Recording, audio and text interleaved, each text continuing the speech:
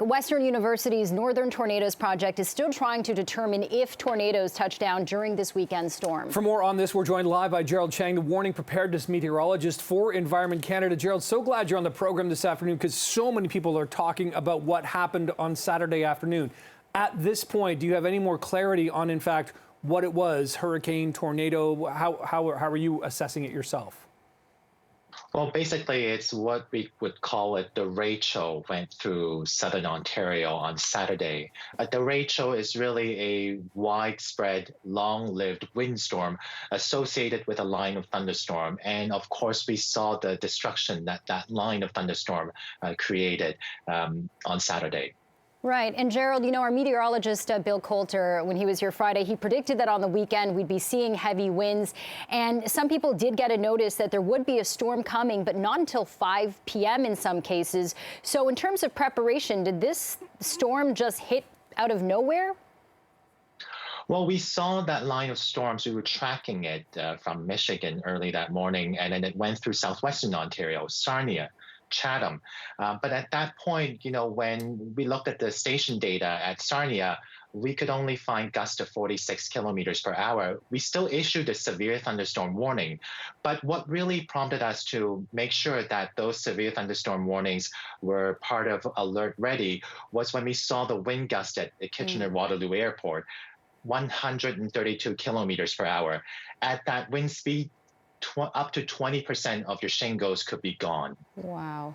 So in terms of the fact that it picked up so suddenly and so quickly, Gerald, what do you attribute that to? Is there something that specifically happened or changed the system to create that effective wall of wind that suddenly came up?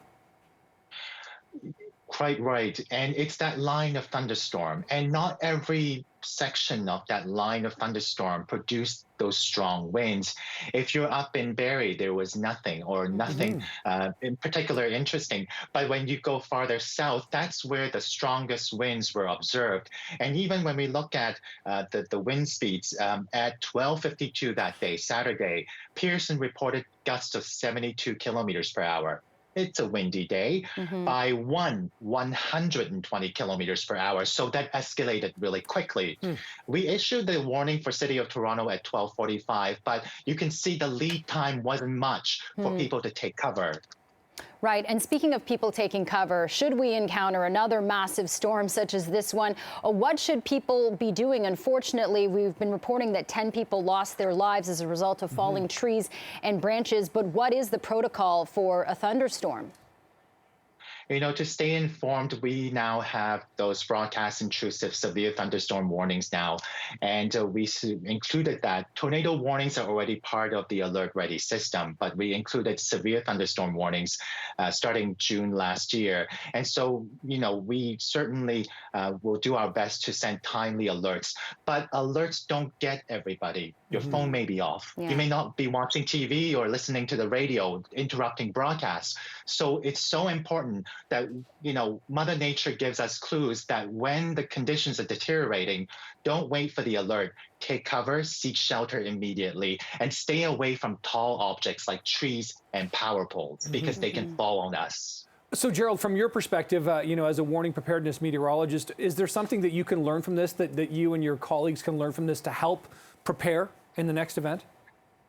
I think more outreach is necessary because some people ignore alerts. We've seen the anger from those Amber Alerts from time to time, and alerts are only part of the equation. It's not 100% like vaccines.